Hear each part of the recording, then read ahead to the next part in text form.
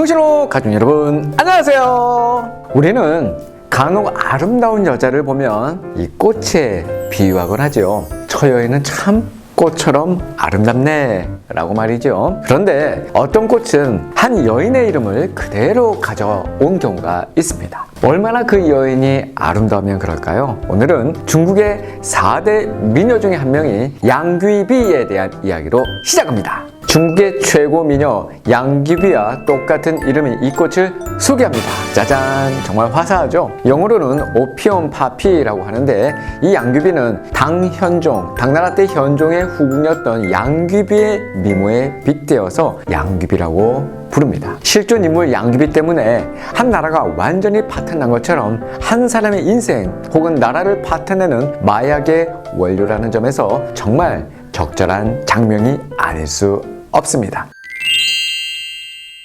양귀비는 잠깐 동안 꽃을 피우고 꽃잎을 떨굽니다. 그 후 며칠 내에 반질반질한 녹색 꼬투리를 만드는데 점점 커져서 달걀만한 크기가 되죠. 그러다 꼬투리가 마르면 이 꼬투리 표면에 얕은 칼집을 내고 그 자리에 흰색 수액이 흘러나오면 이를 모아서 끓여서 불순물을 제거하고 남기면 그것이 바로 생아편이 됩니다. 이 아편에 물과 석회를 섞어서 끓이다가 염화 안모듐을 넣어서 침전시키면 그 유명한 모르핀이 됩니다. 모르핀은 오랫동안 최고의 진통제로 통용되었죠. 남북전쟁, 보불전쟁에서 수많은 부상병이 발생했을 때 그들에게 통증 완화제가 필요했어요. 이때 무차별적으로 투여된 모르핀, 바로 그것이 중독의 원인이 되었습니다. 많은 사람들이 중독자가 되었고 고된 노동에 시달리던 노동자들도 아편과 술로 세월을 달랬던 때가 있었습니다. 당시 아편은 어디에서나 구입 가능한 합법 제품이었습니다. 부녀자들도 월경통과 히스테리, 우울증으로 병원을 찾았습니다. 그때 의사의 처방은 모르핀뿐이었어요. 이들 중 상당수가 중독자가 되었고 모르핀 중독이 사회 문제까지 되었습니다.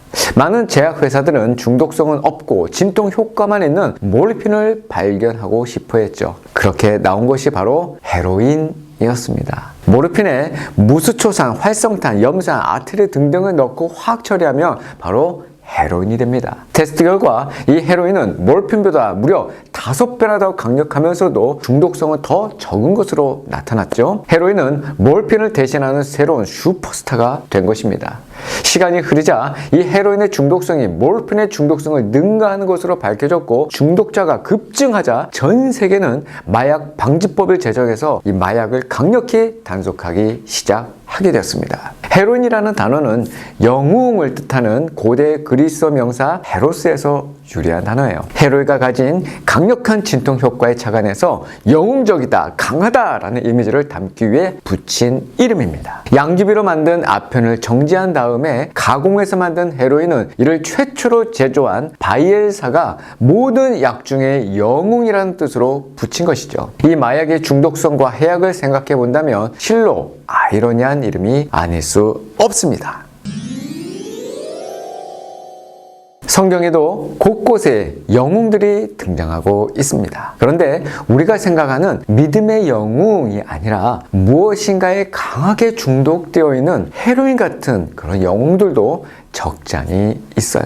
창세기 10장 8절에서 9절까지 말씀입니다. 구스가 또 니무롯을 낳았으니 그는 세상의 첫 용사라. 그가 여호와 앞에서 용감한 사냥꾼이 되었으므로 속담에 이르기를 아문은 여호와 앞에 니무롯같이 용감한 사냥꾼이로다 하더라. 니므로는 함의 후예입니다. 함은 누구냐고요? 함의 아버지는 그 유명한 노아 할아버지예요. 함은 아버지 노아의 마음과 그 뜻을 이해하지 못하고 형제들의 종이 되어라 라고 하는 저주를 아버지에게 듣게 됩니다. 그리고 그의 후손 이야기가 이렇게 나오게 되는 것이죠. 구스가 또 니므롯을 낳았으니 그는 세상의 첫 용사라. 이 니므롯의 이름은 반역이라는 뜻입니다. 용사가 힘이 세서 용사이기도 하겠지만 성경에서 말하는 용사의 궁극적인 의미는 하나님을 배제시키고 내 힘으로 살아가는 사람이다 라는 것을 뜻합니다. 결국 하나님을 대적해서 자기 힘으로 살려고 하는 사람들을 니므롯, 세상의 군주, 폭군으로 꼭 콕 집어서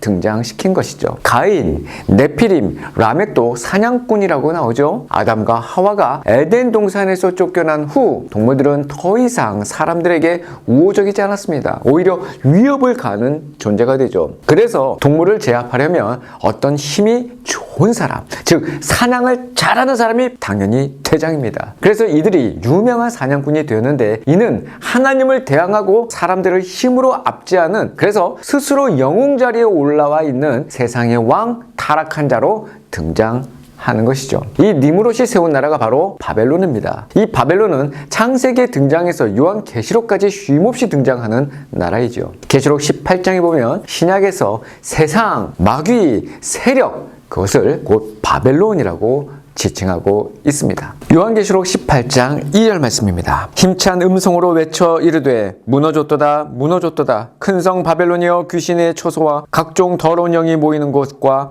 각종 더럽고 가증한 새들이 모이는 곳이 되었도다. 지금 현대인들은 자신을 슈퍼히어로로 생각하고 있어요. 자신이 자기 스스로에게 중독되어서 자신을 영웅시하는 자아 숭배 사상이 판치는 곳에 살고 있기 때문입니다. 그곳이 바로 바벨론입니다.